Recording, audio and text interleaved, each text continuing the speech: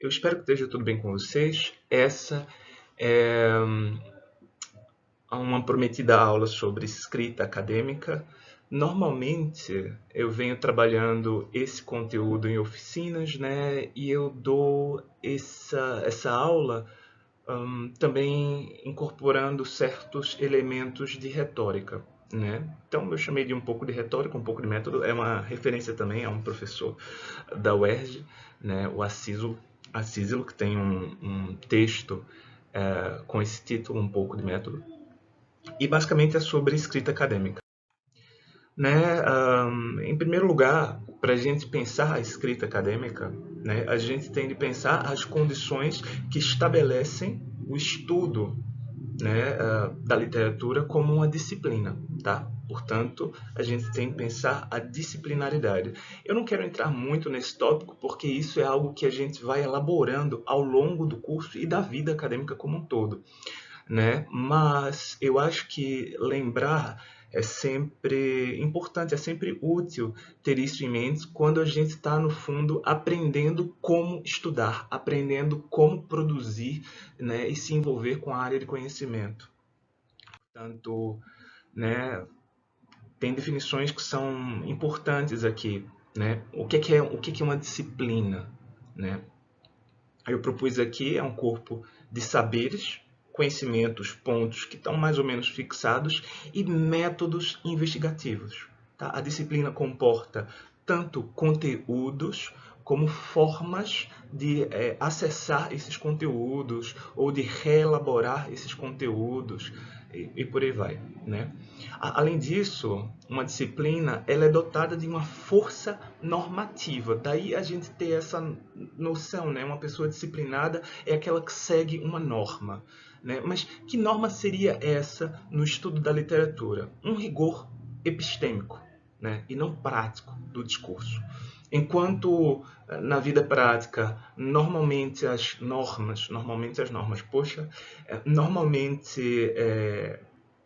gente está envolvido com normas de comportamento que dizem como a gente deve fazer as coisas, né? Essas ações do discurso do conhecimento, elas são todas dentro do nosso universo cognitivo, portanto, são ações epistêmicas. Elas não têm uma finalidade prática, tá? Pelo menos imediata.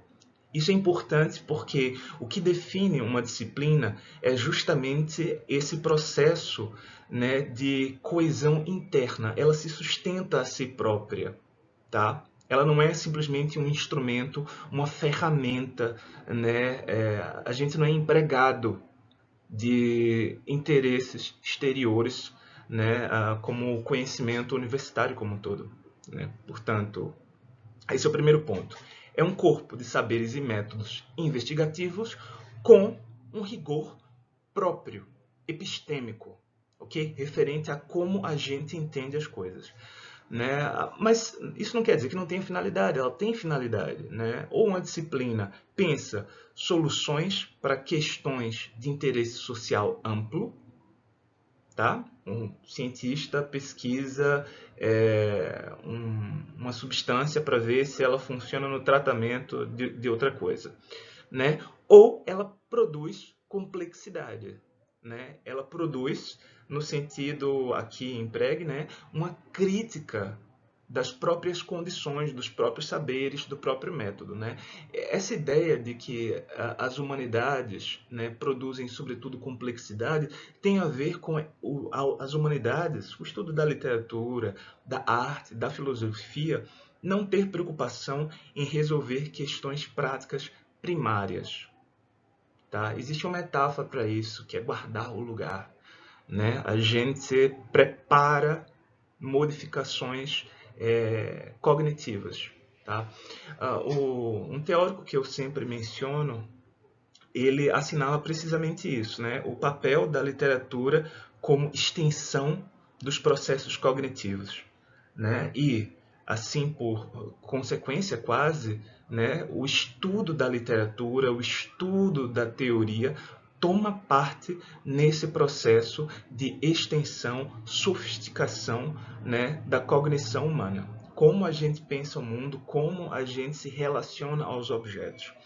Né? Nesse ponto, eu quero fazer uma observação sobre a atitude que a gente muitas vezes nutre quando a gente está fazendo um curso superior. Né? Claro que a gente quer aquilo, quer saber alguma coisa para fazer alguma coisa com aquilo. Né? Então, algumas pessoas elas já delimitam o interesse delas ali, em vez de aproveitar a universidade como esse espaço que permite que se viva, se experimente essa expansão cognitiva. Né? Acho que dando aula de teoria da literatura, o que eu mais ouço frequentemente é: eu não gosto de literatura, eu gosto de gramática, de linguística, eu gosto da linguagem porque eu me sinto seguro. Né? Mas o grande ganho, eu acho que o ponto está justamente aí. O grande ganho de pensar a literatura, né, é a gente justamente sair dessa clausura, dessa caixinha em que a gente se colocou. Tá? Uma outra coisa aqui a mencionar é: uma disciplina é composta de diversas teorias que fazem parte de um campo, né, e que vão dar rigor ao uso desse campo dentro da disciplina. Né? Uma disciplina é um recorte dentro de um campo. Né? E a teoria, ela delimita objetos. Tá? A teoria, ela permite que a gente, dentro desse campo específico, construa o objeto enquanto objeto de discurso. Né? Como objeto de discurso, a teoria, portanto, ela está mediando um processo de entendimento, né, intersubjetivo, e dissenso, né? Entendendo do que a gente está falando, sabendo o que a gente está partilhando exatamente, a gente pode também discordar de maneira mais eficiente. Né? Aliás, a única forma de discordar de alguma coisa é compreender o que o outro está dizendo. Né? Discordar exige fidelidade àquilo de que a gente está discordando, aquele pensamento. William Blake diz: oposição é verdadeira amizade. Né? Portanto, para que eu diga não a alguma coisa, eu tenho de entender quais são essas implicações, tenho de ser fiel às implicações, ainda que eu recuse essas implicações. Né? Mas uma coisa que vale a pena lembrar aqui é de que ciência não tem papa. Não existe uma última palavra sobre nada disso. É um processo contínuo de revisão, de sofisticação, de crítica e por aí vai. Quando eu elaborei inicialmente essa aula, a minha preocupação, e eu estou explicando os slides aqui, né? A minha preocupação era tratar de questões de história da literatura enquanto um problema teórico. Né? Por isso eu elenquei aqui alguns tópicos. Em que sentido o estudo da literatura é disciplinar? E a gente tem vários problemas. Tá? A raiz desses problemas é o fato de que literatura define algo que é muito mais amplo do que o âmbito da nossa disciplina. Né? As pessoas usam literatura no cotidiano, usam poesia no cotidiano, usam arte no cotidiano. A cultura ela existe fora e muito antes do espaço disciplinar.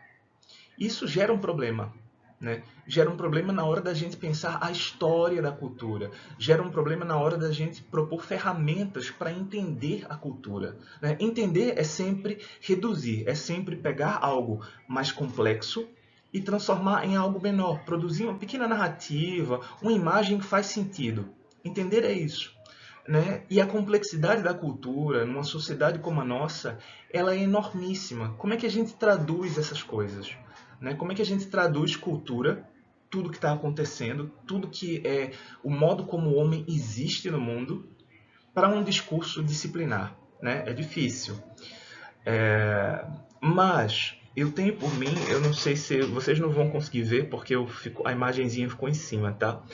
Mas eu tenho uma palavra de ordem quando eu abordo questões de história cultural. Para mim, o que interessa, né, é expresso por McGann, um teórico e filólogo americano, dessa forma: salvar o cânone, a canonicidade. Né? Enquanto membro da academia, enquanto parte de uma estrutura de produção e reprodução de conhecimento, a gente tem, né, um conjunto de objetos legados e a gente tem de fazer alguma coisa com esses objetos.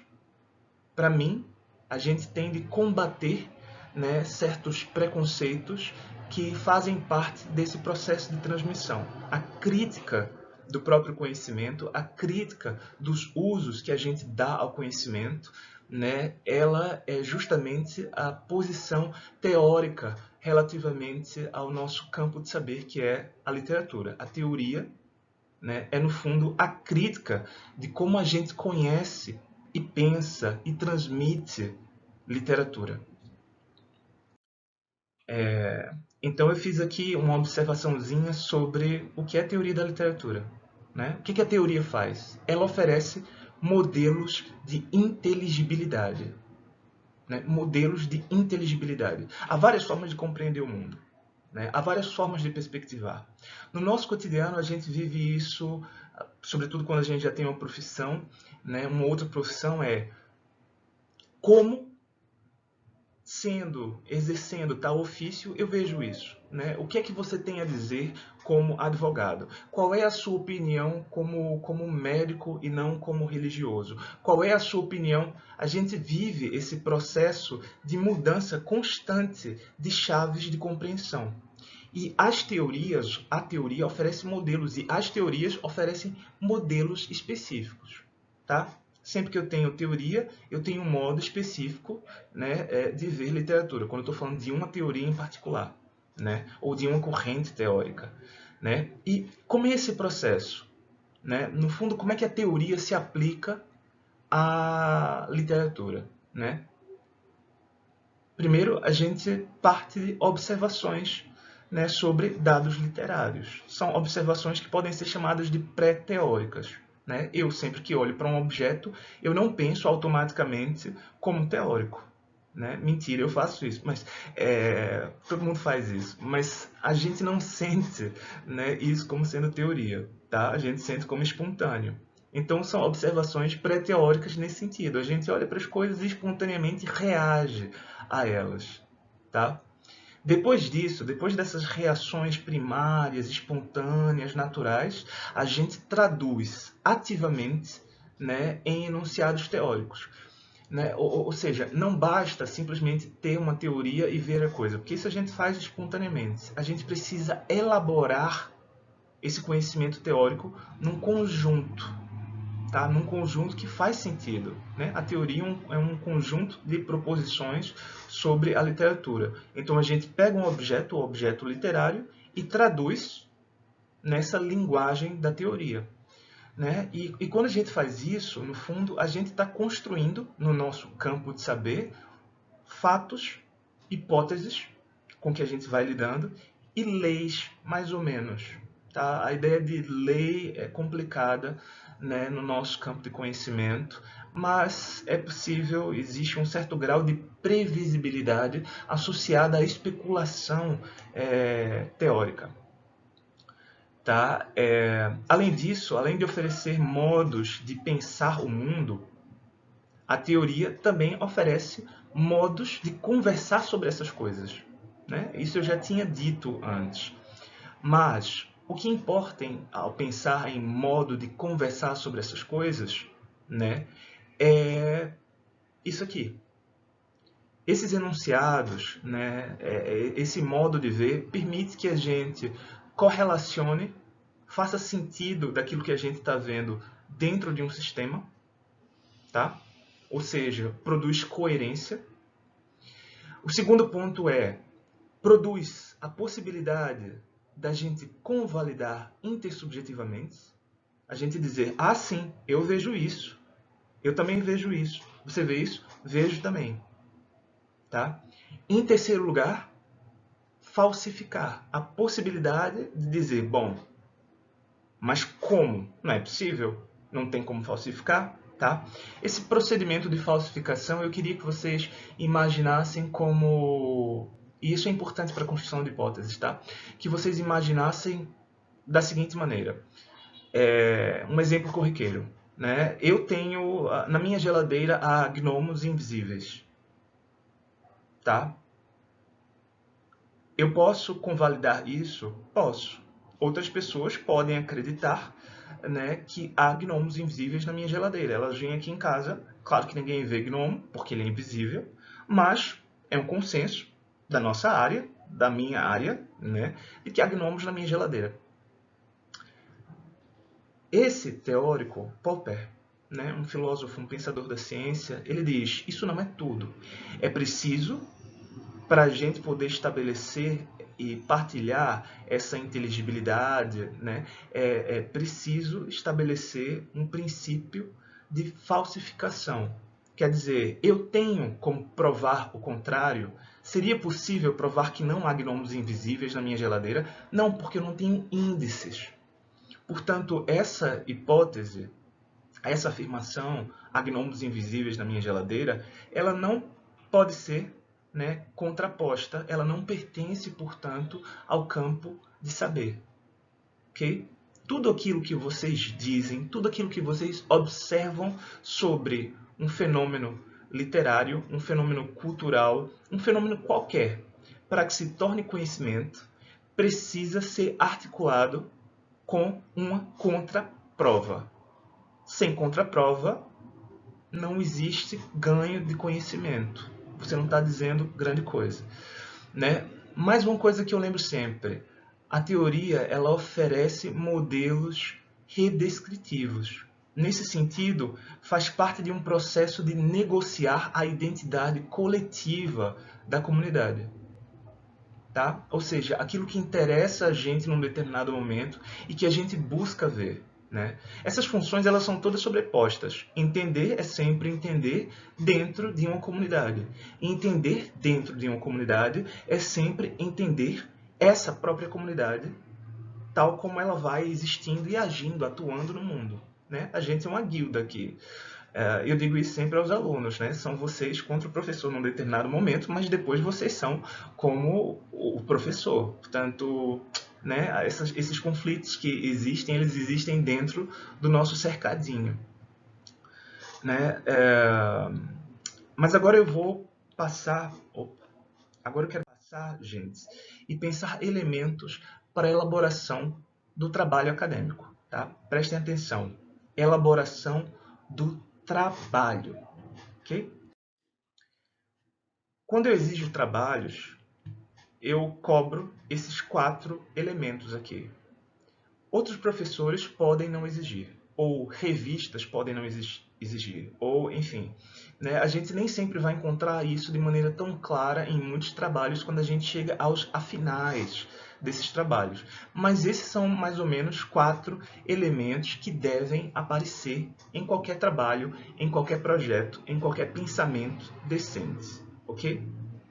Pode haver um tipo especulativo, radical, selvagem, tal de crítica, mas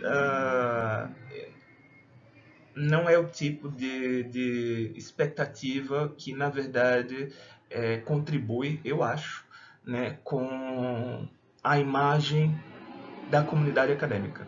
Né? Um ensaísmo selvagem e tal. Muito bacana quem faz, não é a minha vibe. Espero que não seja a de vocês e não é bom exercício. Vocês fazem ensaios selvagens se vocês se garantem enquanto intelectuais. Né? Enquanto a gente está aprendendo, eu sugiro que a gente adote uma postura humilde e aceite um beabá. Né? E o nosso beabá aqui, né, é esse aqui. Né? Um trabalho deve sempre apresentar uma definição clara do objeto, um corpus. Dizer tal texto e tal texto, tal livro, tal soneto. Ok? Dizer o objeto é tal. E esse objeto deve ser preciso. Não adianta dizer, eu vou estudar a cultura renascentista. Que diabos é cultura renascentista? É impreciso isso. Eu nem sei o que é renascimento. Cultura é um termo muito amplo, é um continente, serve para tudo. O que é isso? Definam o objeto, tá? Até o mais particular possível. Um livro, um soneto, um conjunto de canções, porque muitas vezes uma única canção ela não permite que a gente faça um estudo bem construído. É possível, mas muitas vezes é limitado. né? Dependendo do que você for fazer. Portanto, uma definição. B, né? O nosso B do A. Beabá, não, tem 4, Beabá são 2. Enfim, delimitação de uma categoria analítica, a gente já falou sobre isso, ou de um conceito-chave do estudo, né? Portanto, se eu estou estudando prosa, eu tenho categorias que eu vou utilizar, né, para discernir a construção desse texto. Se for um romance, né, eu vou ter um narrador, vou ter personagem, vou ter um enredo, vou subdividir um enredo, vou ter as relações entre os personagens, enfim. Né, eu posso também caracterizar essa categoria de maneira mais específica, como a figuração da personagem feminina nos romances de Machado de Assis, que é uma categoria analítica. Ou eu posso ter um conceito-chave. Se eu tiver um trabalho sobre um conceito dentro de um campo, né, por exemplo, o conceito de forma nos textos de tais críticos literários, eu tenho um conceito-chave. Né? Mais do que isso, é importante, né, trazer uma explanação da relação entre essa categoria, ou conceito, e os objetos, né, que a gente definiu.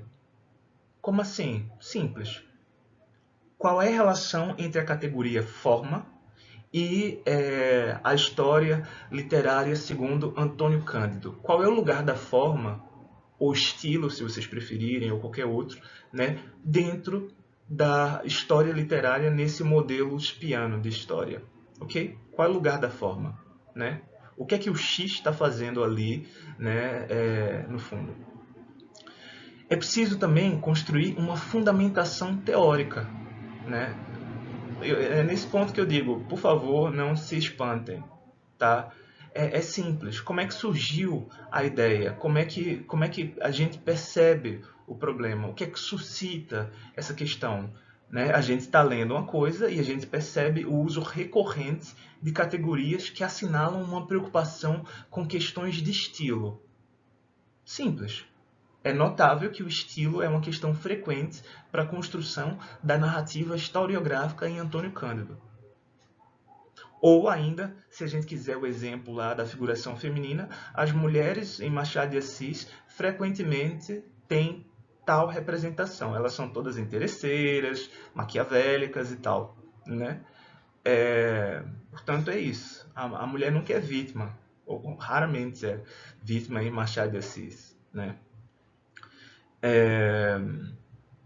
Depois, uma fundamentação teórica também leva em consideração não esse porquê originário, mas também um para quê. Né? Qual é o propósito cognitivo, qual é o interesse de conhecimento que está regulando a nossa investigação. Né?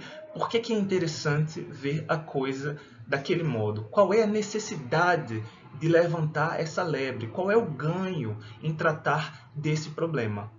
Né? Tratando do problema da forma, do estilo, em Antônio Cândido, a gente percebe que essa historiografia literária privilegiou certos aspectos em detrimento de outros. Certo, mas o que mais? Qual é a alternativa? Pensando de outro modo, eu veria uma outra história. Né? Eu veria uma outra história. Por fim, o quarto elemento que deve fazer parte de um trabalho é uma fortuna crítica. Eu tenho de ter lido sobre o assunto da perspectiva de outras pessoas que estavam pensando também. Né? Eu não inventei a roda. Tá? Portanto, isso é sobretudo importante quando a gente está estudando um autor. Quando a gente trabalha teoria, a gente quer juntar simplesmente o X da teoria no Y do objeto. Né? O X da teoria é a forma, o objeto é o poema. E a gente pega assim e coloca o poema dentro da categoria. Né? A categoria é esse sentido, é uma forma de classificar, né, a coisa. Mas a gente esquece que antes da minha leitura existe uma tradição de leituras. Muitas vezes uma tradição da qual eu faço parte e nem percebo. Portanto, conhecendo a fortuna crítica, eu sei quem defende uma opinião que seja parecida, eu sei, melhor ainda, de quem eu discordaria, tá? Ou eu ainda posso ser um provocador, eu posso ver o que está todo mundo dizendo e pensar aqui, né? Tá todo mundo errado. Como experimento, puramente experimental. O que é que seria, né, disso aqui, desse poema, se em vez de subscrever essa opinião corrente, eu procurasse, explorasse uma outra ideia? Isso pode ser muito produtivo, como pode ser pouco produtivo, tá? Uma coisa, não vai aparecer aqui, mas eu vou deixar os slides com vocês. Uma coisa muito importante é essa dica que eu recebi quando ainda estava na graduação, né? No primeiro ano, assim, na Universidade de Coimbra, tem esse professor Pires Laranjeira, nunca esqueço esse nome e prefiro que ninguém não gostaria que as pessoas soubessem, né, do Pires Laranjeira. Ele vira para mim numa aula, eu digo, eu estou lendo ainda sobre o assunto, tal, papapá. O Pires gostava muito de mim, porque eu era muito empenhado. Só que eu ficava muito ansioso para escrever, muito ansioso, né? Tinha de ler tudo antes de escrever. Ele diz, não, cara, primeiro você escreve, depois você inventa as referências. Inventar soa ambíguo, né? Parece que eu estou falsificando as referências. Mas inventar é também uma expressão que vem da retórica. Nesse ponto foi o que eu falei. A gente mistura um pouco de retórica aqui. Inventar é descobrir. Uma invenção é um processo sistemático de descoberta, tá? Portanto, raciocine com o que você tem, primeiro, e depois vá levantar essa fortuna crítica, mapeando esses pontos que podem ser interessantes para corroborar o seu pensamento, né, para sofisticá-lo. Você encontra muitas vezes alguém que discorda de você, né, e você pensa, poxa, essa discordância é poderosa, cara, porque se eu consigo responder isso aqui, quer dizer que o meu caminho está muito bom, ok? Portanto, 4 elementos o trabalho deve ter: uma definição de qual é o objeto de estudo, uma delimitação da categoria ou conceito, é o ponto de acesso a esse objeto, uma fundamentação teórica, né, por que isso é importante, para que serve esse conhecimento que eu quero produzir, e finalmente você tem de mostrar um conhecimento do campo, da área, né, aí envolvida. Se você tem esses 4 elementos, esteja seguro, o seu trabalho, né, tende a estar fechadinho, ele vai ser bem avaliado se for no âmbito da graduação. Se for um projeto de investigação, ele também vai ser respeitado, porque não há grandes brechas aqui. Eu pelo menos, quando penso nesses 4 pontos, é o que eu emprego quando eu estou elaborando projetos, tá? Enfim, até provas, coisas assim, eu sempre tentei trazer esses 4 aspectos, né, do trabalho acadêmico como um todo, como geral. Né? E aqui eu acho importante a gente pensar o seguinte: a questão da gente ter uma hipótese de trabalho. Né? O que é uma hipótese? Uma hipótese é uma tentativa. Tá? É uma tentativa de fazer o quê? Alcançar uma resposta para uma questão. Uma resposta para um problema. Às vezes, a nossa hipótese ela não é propriamente uma resposta. Ela é um modo de produzir questões. Tá? Existe uma necessidade de tornar o pensamento cada vez mais rico, mais complexo. E como é que a gente faz isso? Produzindo questões interessantes. Tá? Então, em vez de pensar muitas vezes resposta para uma questão, talvez seja possível pensar um modo de satisfazer uma demanda. Tá? É uma tentativa de encontrar o melhor modo de satisfazer uma necessidade. Qual a necessidade? A necessidade da crítica, a necessidade, né, colocada dentro do meu campo de conhecimento. Né? Mas eu dou essa resposta com base no quê? No fato mais fiável. Tá? O fato mais fiável pode ser algo que eu estabeleço vendo o objeto. Existe, né, como base um certo grau de evidência. Está ali, eu estou vendo. E eu preciso construí-lo discursivamente, né, para que ele se torne um fato fiável. Okay? Eu passo de uma intuição, uma observação primária, para algo construído de maneira mais segura. Né?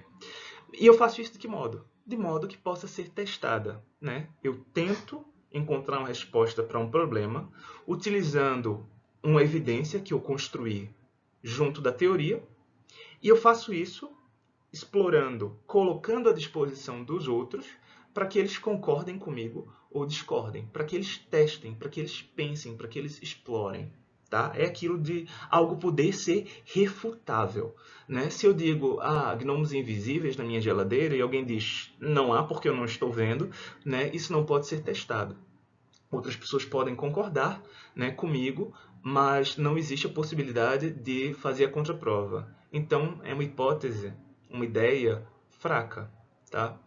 Boas ideias, elas sempre se põem à prova. Tudo na vida que é bom se põe sempre à prova. Né? A gente gosta do perigo. Bom, uma hipótese é uma tentativa, mas há várias formas de tentar resolver problemas e tentar produzir questões nas humanidades. Né? Eu propus aqui, isso aqui é o Chesterman, esqueci o nome, Andrew Chesterman. Ele faz uma classificaçãozinha assim, eu gostei da classificação dele, né? Há modos de classificar essa hipótese com que a gente trabalha, com que a gente faz a nossa investigação. Né? Ela pode ser uma interpretação em amplo sentido. A interpretação é uma transformação que opera na coisa. Eu digo, X é Y. Né? A representação da mulher em tais figuras assinala, né, uma representação, por exemplo, a representação do romance, a representação da mulher no romance machadiano assinala também o seu lugar social. Eu estou traduzindo, né, a representação literária em termos da representação, ou melhor dizendo, da constituição social. Okay? A mulher é sempre maquiavélica porque na sociedade burguesa do século XIX carioca, na sociedade carioca, na elite, enfim, vocês entenderam a marcação, né? As mulheres eram treinadas para serem maquiavélicas, certo? Portanto, isso seria uma interpretação. Né? Um outro modo de interpretar é olhar para um texto, perceber o elemento obscuro e lançar uma hipótese sobre o que esse elemento obscuro, na verdade, gostaria de dizer. Tá? A hipótese é o tipo de trabalho padrão quando a gente está lidando com leitura. Né? O tempo todo, na verdade, a gente está construindo hipóteses na nossa vida, no nosso cotidiano. Né? Hipóteses são a forma como a gente vai mapeando o nosso dia a dia e produzindo decisões, tomando decisões a respeito de que ações a gente vai levar a cabo. Né? Há, sobretudo, duas formas de construir hipóteses no cotidiano. Né? A primeira forma é produzir contrapartidas. Eu acho que é mais fácil. Tal coisa acontece, mas a gente quer fazer outra coisa. A situação é tal, mas o meu desejo é outro. Ok? Essa é a forma básica, né, com que a gente lida no cotidiano, né, com as coisas. Eu estou conversando com um amigo, o amigo me diz uma coisa, mas eu tenho de discordar dele. O professor diz tal, mas eu não estou seguro disso. Ok? A outra forma básica, cotidiana da hipótese é o se vocês quiserem chamar de se, né? É o se. E se eu fizesse tal coisa? E se, na verdade, isso fosse de outro modo? Tá? E se eu tentasse descrever, né? Isso é uma heurística, se eu quisesse descrever esse texto aqui utilizando tais categorias. Tá?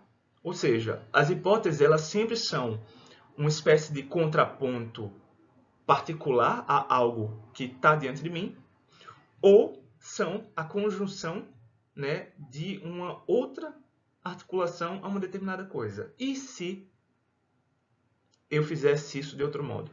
Tá? É claro, as duas coisas não se opõem, elas são complementares. Né? Por exemplo, no cotidiano a gente costuma fazer as coisas de tal modo, mas não é útil. Né? Sei lá, cozinhar sem panela de pressão é complicado, né? Não é bom. A gente tem uma relação aqui antitética. E se eu colocasse isso aqui na panela de pressão? Um exemplo banal, cotidiano, mas que eu acho que vocês devem naturalizar mesmo. Tá? O conhecimento científico é basicamente a reformulação em termos do rigor disciplinar de coisas que a gente faz no cotidiano. O bom cientista, o bom pesquisador, ele não está pesquisando, ele entrou no modo pesquisador literário e pum. Não. Ele é a pessoa que no cotidiano está lançando hipóteses, está pensando o mundo e ele aplica essa inquietude relativamente ao mundo, né, ao próprio campo de conhecimento. Né? E se vocês não são assim, vão fazer outra coisa da vida, assim, sendo muito honesto, tá? É claro que isso é cultivo, gente. Isso é cultivo. A gente vai se tornando isso. Mas vocês precisam tomar o partido da curiosidade de vocês, abrir o interesse de vocês pelas coisas, tá? E cultivar isso. Isso é muito importante. Né? Portanto, uma forma de classificar também a natureza dessas hipóteses é discerni-las entre interpretativa, descritiva, explanatória e preditiva. A interpretativa a gente já falou, é o básico. Né? Agora, o que seria uma hipótese puramente descritiva? Né? Seria dizer que uma coisa é outra. Produzir uma tradução cognitiva. É uma interpretação? É um modo de interpretar. Mas quando a gente pensa em descrição, tá? Eu gostaria de pensar mais do que a ideia de interpretar como um aprofundamento em algo, tá? Pensar na aplicação das categorias. Tá? Enfim, eu posso entrar nisso depois, eu vou passar para a próxima. Né? Uma hipótese explanatória ou explicativa, ela busca estabelecer um porquê alguma coisa acontece. Qual é a causa, tá? Para isso aí. Ou ainda, né, explorar os motivos de um processo complexo. Numa descrição, por exemplo, eu posso pegar um evento histórico ou um evento cultural, pegar um processo, pegar um objeto e procurar discernir elementos dele ali. Né? Por exemplo, quando a gente está vendo Antônio Cândido, né, ele fala lá do sistema autor-obra-público. Né? Autor-obra-público são elementos descritivos que ele vai utilizar para a construção da história dele. Tá? Isso é descrever um processo. Para explicar um processo, eu tenho de dizer o que foi que aconteceu ali e que levou à mudança de estado desse objeto, desse evento. Tá? Quais são as causas ali? Que alterações são importantes para a compreensão dessa diferença que a gente está percebendo? Né? E, finalmente, a gente tem hipóteses preditivas. Né? As humanidades não trabalham com hipóteses preditivas, por regra. Né? Normalmente, existe, na verdade, um colapso das hipóteses. Quando a gente tem um bom trabalho, a hipótese interpretativa ela está apoiada num processo descritivo rigoroso. Você está dizendo exatamente como um texto funciona, por exemplo. Né? Ao mesmo tempo, existe uma tendência a gente trazer elementos explicativos. Né? Quais são as causas para isso? Pode ser enriquecedor esse processo, como pode ser empobrecedor. Né? A gente, por exemplo, desistiu do autor como fator explicativo. Né? Esse poema traz essa mulher assim porque o autor estava apaixonado e sofrendo. É uma hipótese explicativa pobre, né? Biográfica, trata de um assunto da vida pessoal do cara. Seria possível ver, e a gente tem ferramentas teóricas para isso, né? Ver como essa representação da mulher, por exemplo, em Machado de Assis, está dentro de um quadro de representação de mulheres em romances românticos. Isso é uma hipótese descritiva, tá? Está falando do romance dentro do sistema, mas também explicativa, porque está dizendo que Machado está articulando essa representação a esse conjunto de tradição de representação. E também, é claro, tem a explicação social. Né? Essa tradição literária ela não existe no vazio, ela existe dentro de um contexto em que a cultura está intimamente relacionada à estabilização e modificação, claro, negociação dos valores sociais, certo? Portanto, sempre que a gente está diante de uma hipótese em humanidades no geral, a gente tem todos esses elementos compactados. A gente está fazendo, eu faço aqui a importância da gente pensar de maneira pormenorizada esses tipos é para que a gente ganhe clareza em relação aos procedimentos que a gente vai adotar. Sobretudo quando a gente está estudando, a gente tem muitas ideias, a gente traz muitas hipóteses, a gente tem iluminações súbitas, né? E conjuga tudo, traz essa massa de informação. Mas o trabalho, ele ganha muito, muito mesmo, se a gente vai aos poucos, dizendo, isso aqui pode significar essa outra coisa. Eu vou descrever isso aqui utilizando tais categorias, porque assim eu vejo melhor o que está acontecendo. Depois de ter descrito, estou vendo o que está acontecendo, né? E isso aqui pode ter se dado de tal modo porque se passava isso aqui nesse contexto sociocultural. Ok?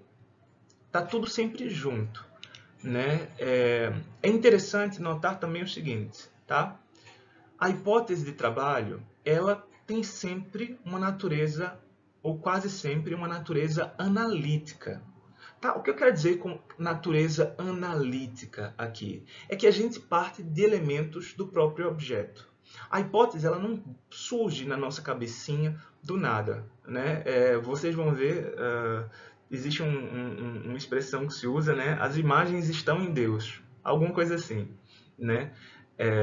Alguns dos meus alunos vão ver isso num dos textos com que eu trabalho. As imagens estão em Deus, né? As coisas do mundo estão aí, né? Ali está uma árvore, ali está uma flor e tal, né? Objetividade, né? Não é olhar para a coisa externa, não é ter a imagem pronta, é aprofundar o nosso olhar no que a gente está vendo. Portanto, olhar e decompor, tá? Se você tem uma hipótese sobre o funcionamento da representação feminina na obra de Machado, isso parte da própria obra. Você notou isso lá, tá? Eu digo isso porque a gente, por vezes, traz interesses exteriores que não se aplicam aos objetos, tá? Por exemplo, trazendo questões da discussão identitária hoje, né? Não é possível ver, por exemplo, Machado de Assis através de uma ótica trans ou cis, né? Não é possível. Ou não é possível ver engajamento político em Camões. Tá? Engajamento político no sentido de engajamento como hoje a gente pensa, não no sentido de propaganda. Política sempre existiu. Tá? Política é inerente a toda a cultura humana, a tudo que o ser humano faz. Tudo é político. Né? Mas não dá para ver engajamento no sentido de um empenho numa propaganda revolucionária, por exemplo. Tá? É nesse sentido. Né? É anacrônico olhar dessa forma.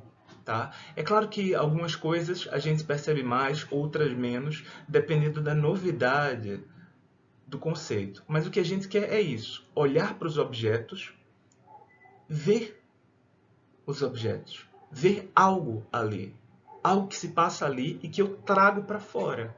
Tá? É como se eu trouxesse, extraísse, né, a minha ideia a partir do objeto. Eu não estou inventando. Tá? Eu estou usando as minhas faculdades, o meu conhecimento, o meu estudo, o meu saber, os meus métodos, os meus hábitos. Estou trazendo o meu sujeito humano, né? E estou dando um tempo ao objeto. Estou me dedicando ao objeto para trazer algo dele. Tá? Portanto, objetividade em humanidades, né, se define por essa liberdade, por assim dizer, que eu dou para que o objeto se manifeste e diga algo novo, diga algo diferente. Tá? Outra forma de colocar isso é como está escrito aqui. Né? A hipótese de trabalho ela orienta um comentário a algo que a gente percebe e que é interessante numa obra, num objeto. Ok? Então eu ofereci aqui algumas coisas. Eu coloquei random, então vamos ver o que apareceu aqui, né? Um princípio básico para a prática acadêmica é a imitação, tá? A aprendizagem, ela não se dá pela absorção de conteúdos, tá? Isso não funciona, né? Entra no ouvido, sai pelo outro. É um ditado universalmente válido, tá? A gente só aprende as coisas na prática. E a forma de praticar, a boa forma de praticar é imitar. Imitar não é se sujeitar. Imitar não é ser subserviente. Imitar não é ser ventríloco. Não é ser macaco do autor, né, ou do professor. Ok? Imitar é utilizar um modelo e produzir variações sobre o modelo. No seu ideal, imitar é uma forma de concorrer, de rivalizar. Alguém está fazendo um produto ali que é muito bom e eu vou fazer uma versão minha desse produto. Vai ser melhor porque vai ser minha. Vai ser melhor porque atende às minhas necessidades. Aquilo ali, muito geral, muito banal, não atende precisamente, né, às necessidades individuais que eu tenho enquanto pesquisador de literatura. Portanto, ao imitar, eu vou trazer isso e vou produzir algo que seja melhor considerando esse campo, tá? Então, quando vocês estão estudando, leiam bons textos acadêmicos, artigos científicos. Tá? Não se satisfaçam com literatura de divulgação. Não se satisfaçam com manuais. Procurem artigos científicos. Quanto mais atual, e aí considerem a qualidade também, né? Melhor. Tá? Ser simplesmente atual também não é garantia de qualidade. Tá? Mas quanto mais atual, melhor, porque situa vocês num campo de conhecimento com frescura. Tá? Eu ofereço também uma regra. Não necessariamente algo difícil é algo inteligente. Vocês devem saber isso. Né? Às vezes a gente preza pessoas que falam de maneira obscura, porque, nossa, deve ter alguma coisa muito importante aí. Mas não tem. Não tem. Tá? A dificuldade que algumas coisas oferecem, né, ela deve ser dada pelas próprias coisas. É porque o assunto é complexo. Isso exige que a gente sofistique as nossas ferramentas para poder penetrar no assunto. Tá? Às vezes, alguns autores são simplesmente obscuros.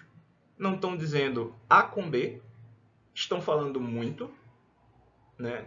E eu, como leitor, saio de mãos vazias. Não ganhei nada. Tá? Então, não necessariamente difícil é inteligente. Tá? Difícil põe à prova a nossa inteligência. Mas, às vezes, uma pessoa está sendo só obscura e está fazendo a gente de pateta. A gente sai mais burro quando a gente lê certas coisas. Da mesma forma como sai mais inteligente. Mas uma coisa para mim é mais segura. Fácil é improdutivo. Tá? Fácil quer dizer que você assimilou de maneira pronta. Existe ganho em ler coisas fáceis porque solidifica, sedimenta certas coisas. Né? Eu leio uma coisa que reitera o que eu já sabia. É produtivo nesse sentido. Mas, e se o que eu sei está errado? E se o que eu sei é algo burro? Portanto, fácil é improdutivo. Isso é regra, tá? Pode ser interessante ver que alguém formulou um problema de outro modo, um modo mais sofisticado, tá? Mas tende a ser improdutivo quando eu adoto o critério da facilidade na hora de decidir se eu vou ler ou não um texto. Tá? Isso é importante também, né? Trabalhando com teoria da literatura, porque as pessoas se queixam muito abstrato. E de fato é. As conquistas da teoria da literatura exigem que a gente tenha um cabedal, um repertório, né, de saberes mais complexo do que aquele que a gente vem tendo. Então, existe, tal como na aprendizagem de um idioma, né, a necessidade da gente romper uma certa limitação que a gente sente ali. É difícil, dói. Porque pensar dói. Tá? Pensar não é um negócio que a gente faz automaticamente. Pensar não é é natural. Ele se naturaliza quando a gente utiliza esquemas, categorias, quando a gente aprende a pensar. Aí sim a gente naturaliza o pensamento. Mas de resto, a atividade cognitiva necessária para a gente viver no cotidiano é um rudimento de pensamento, né? Aquelas hipóteses que a gente lança e tal, elas não exigem da gente. A gente simplesmente vai fazendo. Pensar é quando a gente pega essa natureza dada a especulação que a gente tem, né, e aplica, né, a ela, sobre essa natureza, um conjunto de processos, procedimentos, conceitos, noções, né, de maneira complexa. Tá? Portanto, existe sempre uma resistência, né, à teoria, porque exige pensar. Né? Mas se vocês não pensam, vocês não crescem. Isso é um fato. Né? E o que eu estou falando aqui tem a ver com neurologia até. Tá? Quanto mais você utiliza certos neurônios, né, fazendo a conexão entre os seus pensamentos, mais você sofistica o processo, mais relações você faz. Tá? Né? Há exercícios, por exemplo, que os humoristas utilizam, né, para poder ter essa prontidão na hora de fazer piada. Né? Um exercício básico é você listar, por exemplo, as 10 coisas mais diferentes que você conseguir uma da outra. Por exemplo, pasta de dente, sapato de couro, árvore na montanha. Né? Se você lista 10 coisas espontaneamente, completamente distintas, você está produzindo associações aleatórias, mas que são distantes. E a distância é que se produz, né? A distância entre um elemento A e um elemento B é que produz o efeito de surpresa no humor. Então, você exercitar essas associações distantes é produtivo. Quando você tenta listar e diz pasta de dente, fio dental, escova, você está produzindo associações que são mais restritas. Você reforça esse circuito, tá? Mas elas restringem você a esse circuito. Ok? Uma outra regra, né, que eu acho importante é sejam precisos. Cada palavra escolhida deve ser bem definida. Ela assinala algo, ela descreve o fenômeno, ela diz o que é a coisa. Tá? Cada palavra ela tem de ser pensada considerando o que você está vendo. Não adianta utilizar a expressão bonita à toa. Tá? O contrário é poesia, e poesia é ruim, porque a poesia inteligente ela é pensada, mesmo quando ela parece dizer algo estapafúrdio, mas ela é pensada. Tá? Portanto, pensem no que estão dizendo. Utilizem as palavras que vocês sabem que estão indo diretamente à coisa. Tá?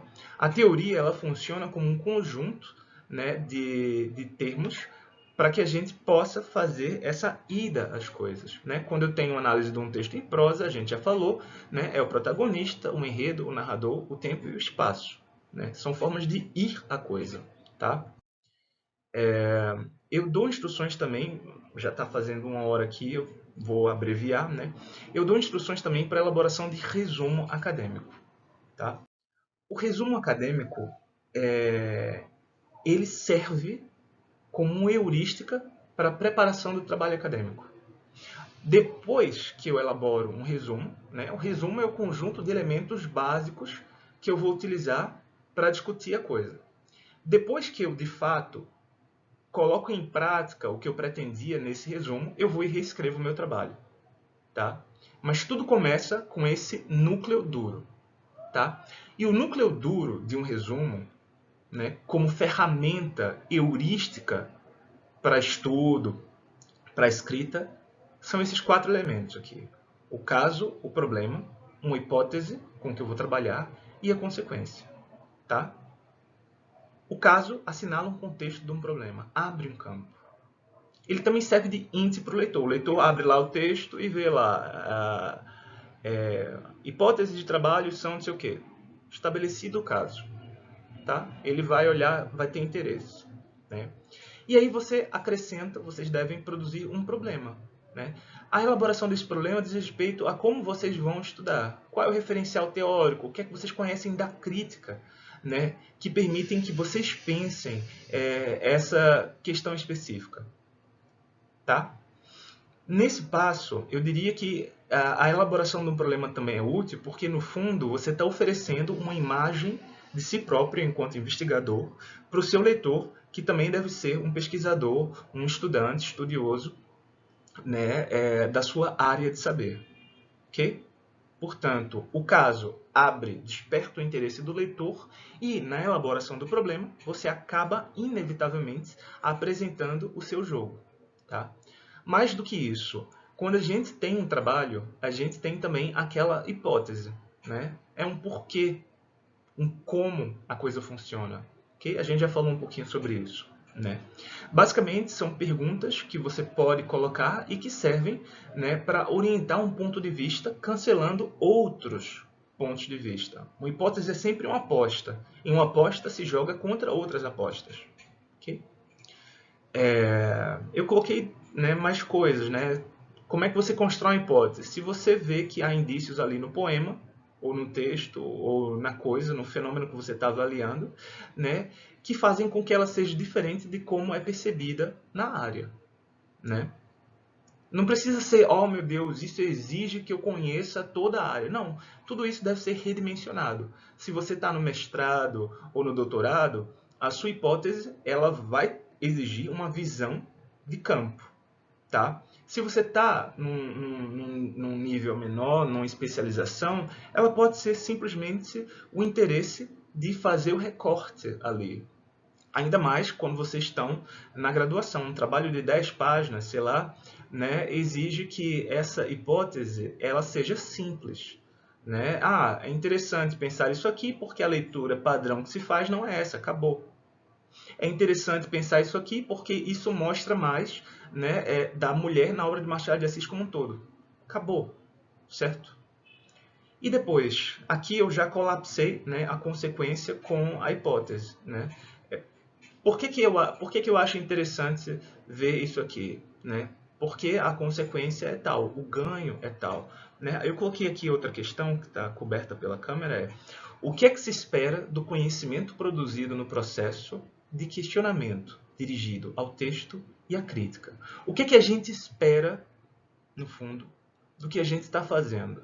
Tá? Essa questão da consequência, né, ela se aplica muito mais a quem já está fazendo pesquisa do que a esse âmbito da graduação. Nada impede, no entanto, que vocês, na graduação, já mirem nas questões da pós. E eu digo isso de uma perspectiva pessoal, mas também conversando com outros colegas de vocês. Tem colegas que entram e já sabem, quero fazer o doutorado em Antônio Vieira. Eu digo, porra, tá no primeiro período aí do curso e já tá mirando ali no patriarca da língua portuguesa, num dos. Né? Eu digo, massa, massa. Né? Quando eu entrei em letras, eu também trazia algumas questões com respeito ao estudo da literatura e à crítica literária que eu desenvolvi na minha tese doutoral e que hoje, né, a tese doutoral é só o começo da vida e que hoje são questões que eu trago como pesquisa e como projeto, né, para a vida acadêmica como um todo. Portanto, algumas pessoas são assim, outras pessoas não têm as coisas tão prontas, faz parte, tá? Mas eu acho que é muito produtivo vocês mapearem as questões que interessam a vocês nesse ponto. Né? Que tipo de consequência vocês podem extrair, né, do que vocês vão fazendo enquanto estudantes? A cada vez, a cada passo. Eu gosto de linguística, isso aqui. Que tipo de consequência vocês esperam do estudo que estão fazendo? Quais são os ganhos que vocês imaginam para vocês, para a compreensão de vocês do mundo? Não precisa ser acadêmico, pode ser do mundo. Como é útil para vocês? Tá? É assim que a gente vai criando essa ponte entre a nossa vida enquanto pesquisador, né, e a nossa vida enquanto bicho, gente. Tá? Eu coloquei aqui um exemplo, né, desses 4 pontos. Isso foi um exemplo que eu fiz, elaborei em sala uma vez com os alunos. Né? Fiz uma oficina E a gente começou, vamos pensar, e a gente pegou os textos, leu e começou, né? Um importante aspecto da lírica camoniana é a metáfora tópica do fogo. Nem é propriamente um aspecto, na verdade, né? É um elemento, não um aspecto. Mas, de qualquer modo, a gente coloca qualquer coisa e vai seguindo, tá? O que interessa é estabelecer uma coisa, dizer lírica camoniana, metáfora do fogo. Fechou o nosso caso, tá? Mas qual é o problema que a gente vê aí no fogo, na lírica camoniana?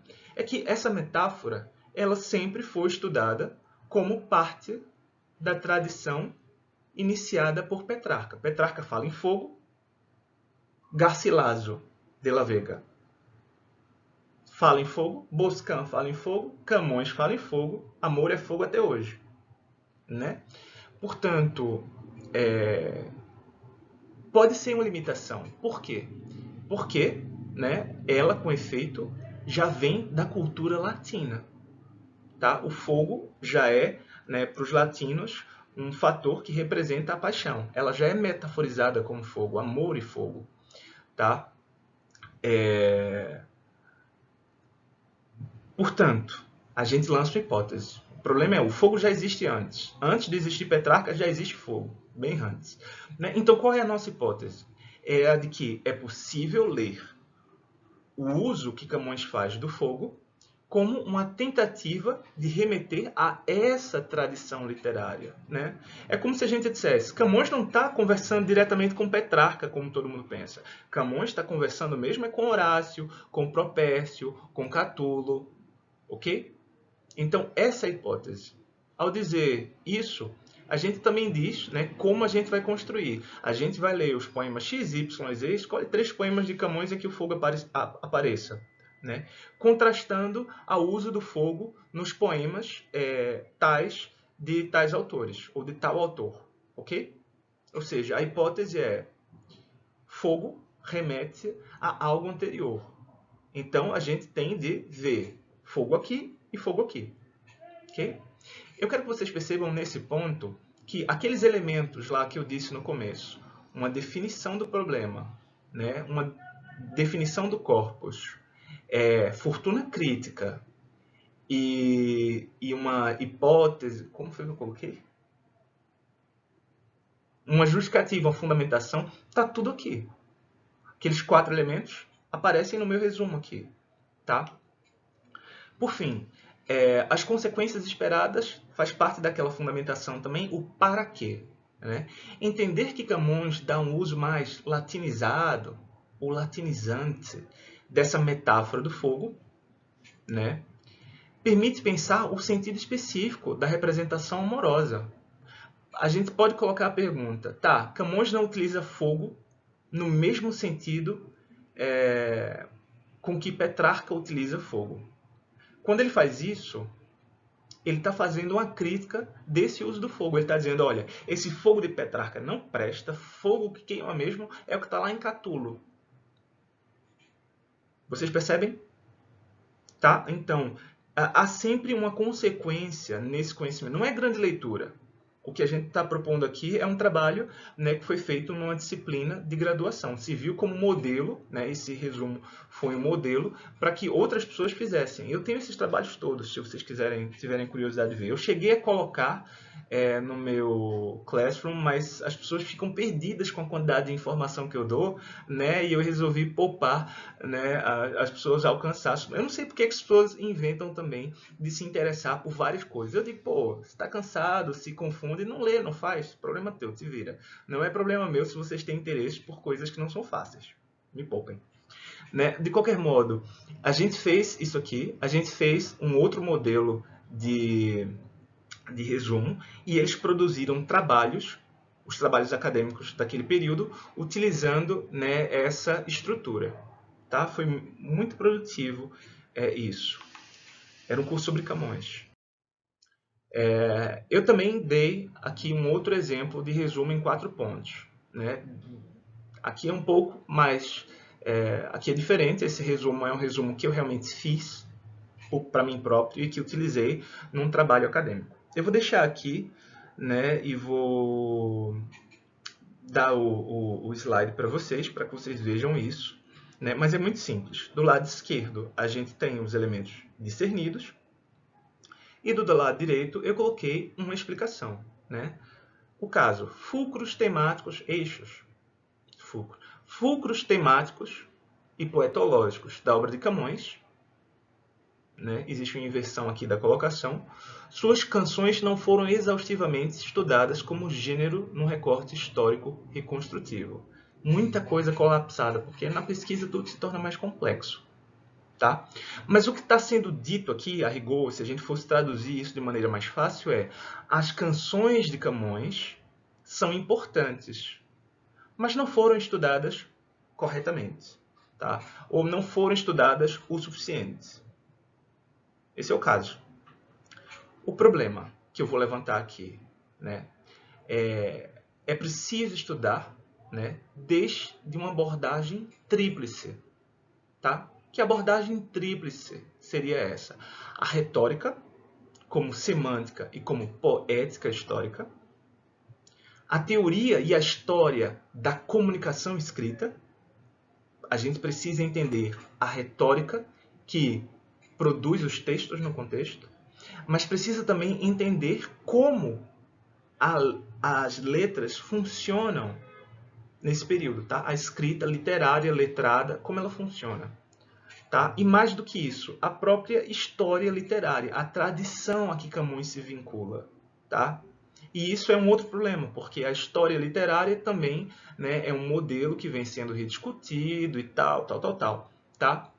Aqui a gente está diante de um exemplo um pouco mais complexo, ou alguns vão dizer ainda bastante complexo. Quando a gente está acostumado, né, à pesquisa, a gente vê que não é realmente muito mais complexo. É só que os pressupostos, né, já são dominados quando você tem 10 anos de estudo, né, num momento, e em outro texto os pressupostos não são assim tantos, mas não é complicado. Tá? E a hipótese estaria aqui, né? Como é que eu vou trabalhar esse problema aí dentro, né, desse universo que eu estou configurando, né? Nossa contribuição consiste em comparar modelos próximos e distantes, né, aos comiati camonianos. Comiati é um termo técnico para o finalzinho da canção, aparece uma estrofezinha no final da conclusão. Ele é conhecido pelo nome italiano, mas eu adotei, afinal, né, o nome em português, tornada.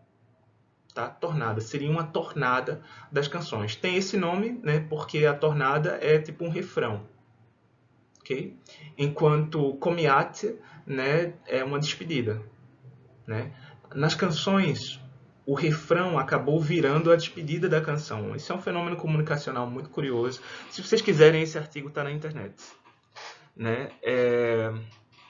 Mas eu utilizei um termo técnico aqui. Né? E vem a consequência, com o intuito de colocar um problema fundamental para a compreensão da inflexão camoniana do gênero. Né? Ou seja, o problema aqui que eu coloco é conceber o que foi que Camões fez com a herança, né, que ele está negociando ali. Nada de especial, tá? A forma aqui de colocar pode parecer meio elaborada, mas é simplesmente como às vezes a gente está pensando e sai. Ok? Eu coloquei aqui os subentendidos para essas coisas. Né? O problema, como a gente elenca aqui, né, é que sem essa abordagem retórica, teoria e história, a gente não entende muito bem o que a gente está lendo. Né? A hipótese, ela também não está diretamente enunciada aqui. Né? A hipótese está em dizer, mas isso só seria corrigido se a gente observasse esses textos comparando com tais autores. Tá? E finalmente, a consequência, né, ela é estritamente acadêmica. Eu não vou salvar o mundo, não vou impedir a guerra, não estou trazendo a cura da imunodeficiência, né, adquirida. Nada, tá? Estou contribuindo com a questão dentro do meu campo de saber. Esse é o propósito cognitivo. O campo de saber funciona Existe um conjunto de pessoas que estudam literatura. Dentro desse conjunto de pessoas que estudam literatura, tem pessoas que se especializam em estudar Camões. E dentro desses estudos especializados na obra camoniana, a gente tem questões de interesse, né, que pertencem à área. Essa é a consequência. Eu coloquei ainda aqui, e agora eu vou mesmo, juro por Deus que eu vou terminar, tá? Para que vocês fiquem tranquilos. Mas se vocês chegaram até aqui, parabéns para vocês. Eu coloquei aqui outros modos de pensar conceitos, coisas e potencialmente qualquer fenômeno no mundo, né? O grande tesão que uma pessoa pode ter pela teoria, e eu ouço isso, eu acho muito curioso quando eu digo ouço isso de vocês, porque eu já fui aluno e eu, na verdade, comecei a estudar teoria antes de entrar na universidade, né? Porque era a minha vibe, era a minha pegada, né? Era filosofia e teoria da literatura, tá? Portanto, mas eu também ouço de vocês isso. Entram, têm interesse por literatura, por letras e tal, muitas vezes já têm outras profissões, outros estudos, mas quando conhecem teoria pensam, caramba, dá um... A teoria, ela abre a nossa perspectiva. Eu tenho várias formas de reorganizar o mundo, vários modos de pensar o mundo.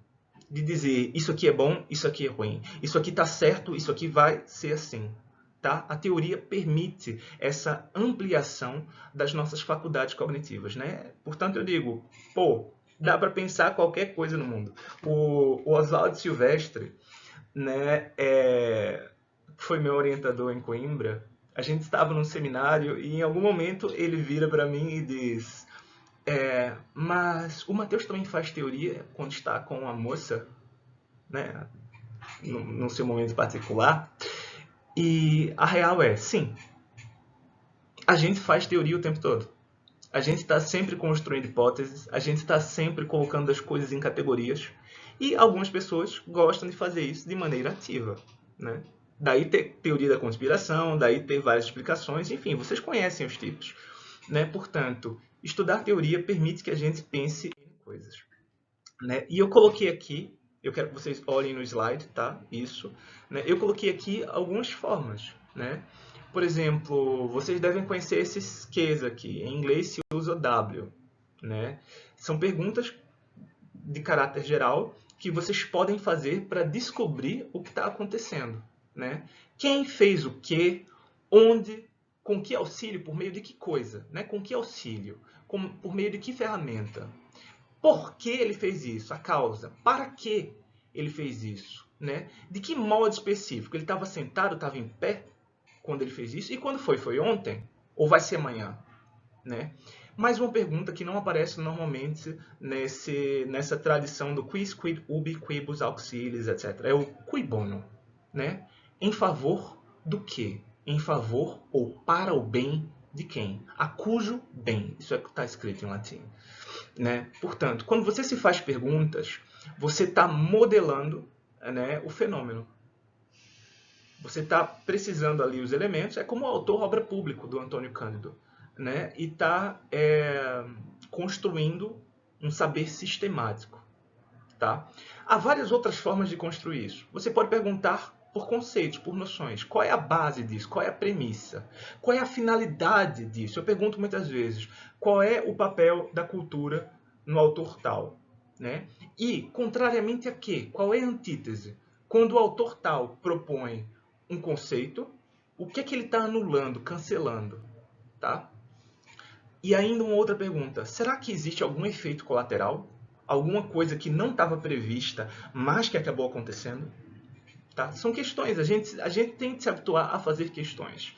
Né? Eventualmente, a gente também estuda processos e a gente tenta elaborar ferramentas descritivas para esses processos. Tá? Eu ofereci aqui alguns. Né? Quando a gente olha para um processo, quais são as condições, qual é a situação, qual é o meio em que esse processo se dá? Quando eu observo esse processo, qual é o objeto, né, que está ali articulando essa experiência que eu faço do objeto?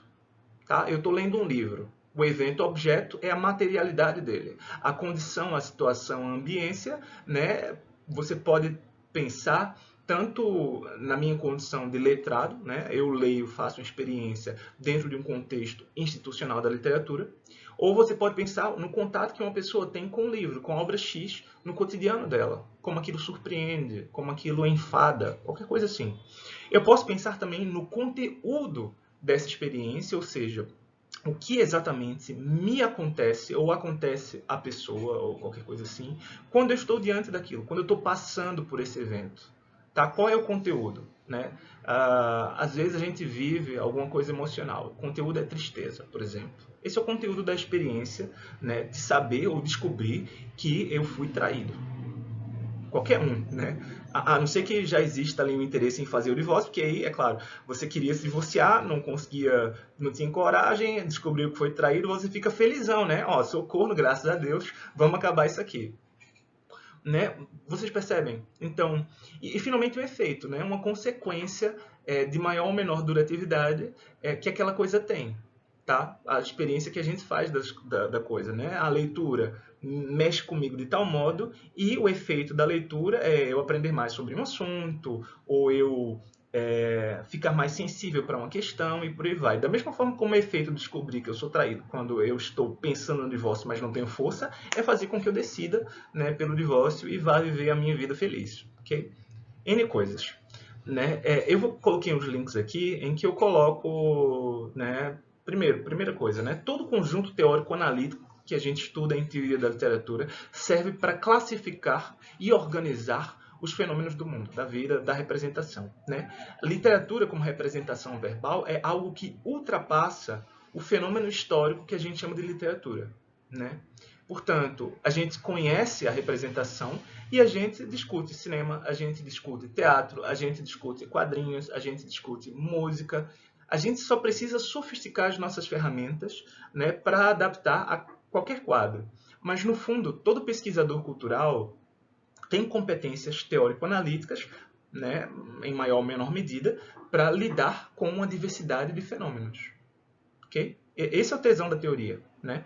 E eu ofereci aqui, coloquei alguns links que podem ser interessantes para vocês. Tá? Eu coloquei um quadrado das oposições lógicas em Aristóteles, serve para a gente organizar certos processos argumentativos. Né? Eu gosto do modelo da teoria da informação, tá? Que está ligado muitas vezes à psicologia da Gestalt. Né? É um ramo cognitivo da psicologia. Eu gosto da teoria dos sistemas sociais de Luhmann. Eu coloco aqui um link, tá? E eu gosto também de um esqueminha que o McLuhan, que é um teórico da comunicação, elaborou. Esse esqueminha, para mim, é muito útil, porque ele descreve processos, tá? Eu vou mostrar para vocês um desses processos e fechar a nossa apresentação. Né? O sistema de McLuhan, ele tem 4 partes. Tá? Vocês devem ter percebido aqui que eu adoro o número 4, né? Tudo aos 4, tá? Facilita, né, a recordação. Tá? O McLuhan, ele diz que qualquer meio, e eu coloquei aqui uma barrinha e disse ideia, conceito, noção, tá? Obra, ação, qualquer coisa no mundo, a rigor, pode ser descrita considerando 4 aspectos. Tá? Percebam, pode ser descrita. Tá? Eu posso dizer que um meio ele recupera ou toma como base uma coisa, um outro meio, uma outra ideia. Tá? Quando eu lanço uma hipótese sobre um autor, eu estou recuperando uma ideia da tradição. Ou um crítico de fato. Eu retomo uma hipótese de Robert Schwartz, né, sobre o atraso enquanto fator formal na construção da obra machadiana. O atraso socioeconômico como um fator formal, né, como fator de forma. Tá? Então eu recupero uma hipótese de Robert Schwartz. Quando eu faço isso, no entanto, eu não quero repetir exatamente o que o Robert Schwartz disse. Eu estou tentando amplificar, tá, um certo elemento que eu estou vendo na obra, uma certa perspectiva que tem a ver ali com a de Schwartz. Eu estou favorecendo uma outra coisa. Todo meio recupera e tem por finalidade favorecer, amplificar, aumentar, ganhar em algum sentido. Ao mesmo tempo, novamente, quando eu procuro esse sentido, eu estou excluindo outras coisas. Todo processo de inclusão, de seleção, é um processo de exclusão. Tá? O processo de exclusão é inerente à cognição humana. A gente sempre foca. Focar é excluir. Tá? No entanto, esse processo altamente complexo, eu retomo algo, eu avanço algo, eu excluo algo, produz efeitos colaterais, secundários. Né? O grande ganho da pesquisa, muitas vezes, está nesse efeito colateral secundário. Eu estou buscando alcançar X, eu estou dentro de uma tradição, eu excluí os outros, mas quando eu estou pensando, eu descubro outras coisas a meio. Né? Eu digo, nossa, nem sabia que isso estava aí. Estava procurando um negócio aqui e descobri outra coisa. Maravilhoso. A vida é isso. Entendeu? Você conhece uma pessoa e descobre que tem várias outras coisas ali no conjunto que são maravilhosas. Você descobre um autor, você descobre uma comida, tudo na vida, tá? É esse processo, às vezes mais intencional, às vezes menos intencional de descoberta. Tá? E isso é a chamada tétrade dos média, né, de McLuhan. Eu trouxe um exemplo aqui, né, um telefone. O telefone ele se baseia na voz. Né? Eu posso falar com vocês aqui, é a base da comunicação humana-oral, né? E ele favorece a minha comunicação simultânea. Como assim favorece a comunicação simultânea? É porque se eu não estou presente, tá? Eu preciso utilizar algum meio para me comunicar com vocês.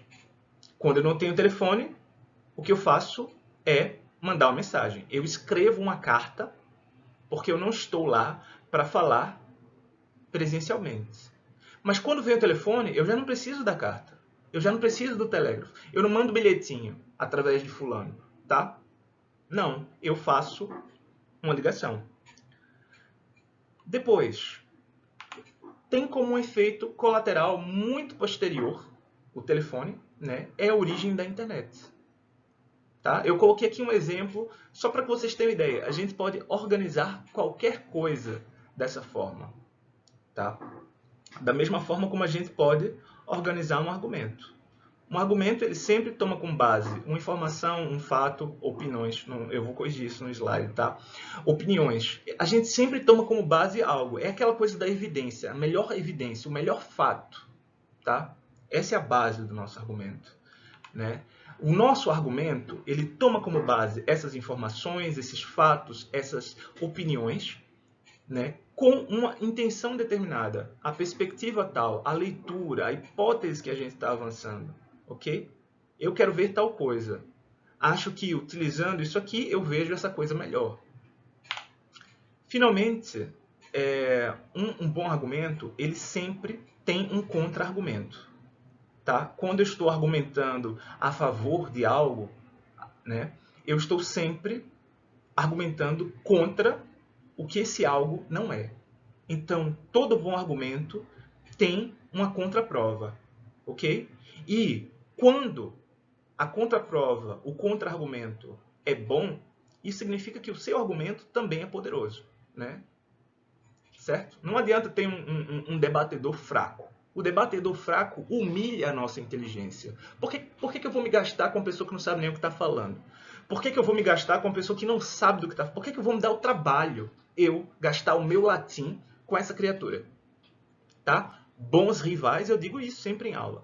Bons rivais promovem, né, um ambiente cognitivo saudável para a gente. Mas eu falo da boa rivalidade. Debate aberto de ideias, espontâneo, verdadeiro, honesto. Compromisso com os nossos opositores. Tá? E não baixaria, não moralismo nessa hora. Tá? Honestidade, probidade intelectual. Né? Por fim, né, tem sempre consequências primárias e secundárias, consequências próximas e distantes daquilo que a gente está fazendo. Tá? Dá para pensar em efeito colateral, dá para pensar em consequência, certo? Eu quero só que vocês tenham em mente que vocês sempre podem decompor essa coisa, né, dessa forma. Para que serve o tempero? A base do tempero é a modificação do sabor. Ele intensifica certos aspectos da comida, um bom tempero faz isso, valoriza a percepção culinária, né? E obsoletiza, um bom tempero obsoletiza o cozimento em água e sal. Né? Não tem muita saída aqui. Ele obsoletiza outra forma de fazer a comida. Né? E finalmente um efeito colateral desse tempero, dependendo do tempero que a gente usar, pode ser ou um prazer muito grande, né? A pessoa tem uma revelação. Não era pretendido, mas joguei o temperinho ali e pumba, minha cabeça fez uau. Né? Da mesma forma como posso ter uma grande decepção. Estava procurando uma coisa e me decepcionei. Né? Pode ser uma revelação para os outros. Alguém comeu 1000 vezes mac and cheese, mas quando eu fiz e utilizei aquilo ali, a pessoa teve uma revelação com respeito às possibilidades do macarrão com queijo. Enfim, eu quero que vocês percebam que essa postura teórica que a gente tem, ela pode e deve ser cultivada em outros âmbitos, né, da nossa vida. E uma forma de se treinar academicamente é permitir que a nossa vida ao redor se torne, né, resultado do nosso trabalho acadêmico, né, do trabalho, no fundo, que configura a gente como ser humano. Tá? Eu coloquei aqui mais um exemplo, se vocês quiserem pausar o vídeo, né, um outro exemplo concreto que eu dei numa aula, né, era, isso aqui é em outro contexto já, mas eu estava discutindo o capitalismo e como a gente pode elaborar uma crítica, né, ou um elogio, né? Se a gente olhar aqui para certas coisas, dá para fazer o elogio do capital, né? O capital favorece a troca econômica, quer dizer que eu não preciso matar vocês, explorar vocês, violentar vocês de nenhum modo para conseguir as coisas, né? Então, dá para fazer, né? E aí tem bons efeitos, como tem efeitos ruins, como a violência, a desigualdade. Enfim, só para vocês terem uma ideia de por que esse esquema de McLuhan é o meu favorito. Dá para aplicar a absolutamente tudo. Ele é muito plástico. Tá? Eu coloquei finalmente aqui um trecho que diz: o processo do pensamento é uma das minhas passagens favoritas desse pensador que tem me acompanhado ao longo da vida, que é o Adorno. Né? Adorno diz que o protótipo do pensamento é o nome. Ele diz mais ou menos isso. Eu vou deixar a passagem aqui para vocês. Eu vou colocar nos slides, vocês vão ver melhor. O arquétipo do pensamento é o nome. Por que o nome? Porque o nome é individual, ele vai à coisa. Tudo bem, meu nome é Mateus, tem uma porrada de Mateus no mundo, mas quando alguém diz Mateus, para mim, o único Mateus sou eu. Né? É esse Mateus específico. Então, essa ida específica ao objeto, né, é precisamente aquilo que o pensamento quer. Né? A gente não quer se gastar dizendo, você é Mateus, mas tem outro Mateus, blá, blá, blá, blá. A gente se perde no processo. Quando a gente está se comunicando com gente, com um professor, com pessoas queridas até, o nome ganha essa dimensão única. Né? E quando a gente tem alguém, sei lá, especial na vida, no fundo o nome dessa pessoa é sagrado. Né? É um nome que só quer dizer aquilo, só quer dizer aquela pessoa. É o nome do seu pai, é o nome da sua mãe, é o nome do seu filho. Ok? Portanto, esse processo de nomeação é um pouco o que a gente quer fazer nas humanidades como um todo. A gente quer ir às coisas, a gente quer dizer o que elas são, a gente quer explicar o que há de único nelas. Explicar o que há de único numa coisa é enxergar o não semelhante. É aquilo que torna essa coisa, essa pessoa, diferente de todo o resto. Certo? Portanto, para que serve esse trabalho teórico? As categorias, as descrições? É para classificar? É para colocar tudo em sacos, em caixinhas, como se diz? Parte do trabalho é colocar em caixinhas. Mas, no seu ideal, o conhecimento que a gente produz é precisamente aquilo que não coube nas caixinhas que a gente usou. Certo? Então, a gente aponta para certas coisas, né, usando as caixinhas. Mas a gente só vê as coisas quando a gente percebe essa coisa que não se enquadra nos objetos. É aí que a gente está produzindo um conhecimento, é aí que a nossa hipótese ganha valor, né, no trabalho. É claro que isso dentro das operações né, associadas à aprendizagem na graduação, à pesquisa na pós, né, tudo isso impõe tarefas que são muito distintas umas das outras, tá? Mas eu quero que vocês fiquem com esse gesto. No seu ideal, a inteligência é esse processo de entrar dentro das coisas, perceber como elas se constroem, como elas são semelhantes em sua construção a outras coisas que a gente já conhecia, mas perceber também aquilo que é único e que é surpreendente nessa coisa que a gente está pesquisando, nessa coisa que a gente está estudando, na leitura. Por que a leitura que eu faço do poema é única? Porque eu estou vendo isso lá. Tá bem? E esse tipo de atitude de entender, classificar e tal, ele serve para a gente se maravilhar com as coisas, quando elas escapam à nossa inteligência. Tá? Então é isso, gente. É um pouco de método. Eu sei que ficou longo o vídeo. Paciência para vocês. Eventualmente vale a pena parar o vídeo, pausar aqui e ali, retomar uma outra hora, enfim. E a gente pode conversar sobre essas coisas quando vocês quiserem. Tá bom? Muito obrigado pela atenção de vocês. Tchau, tchau.